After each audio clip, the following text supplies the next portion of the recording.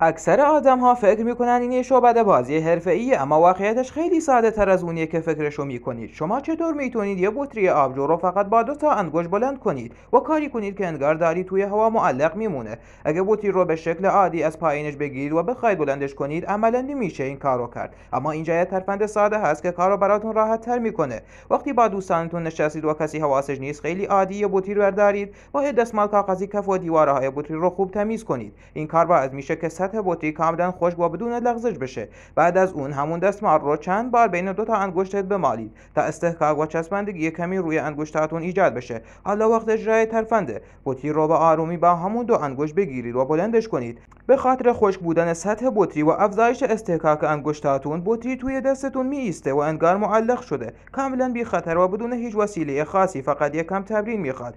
اگه این ویدیو 10,000 تا لایک بخوره، دوباره از این ویدیوهای جادویی میذارم. بدرود.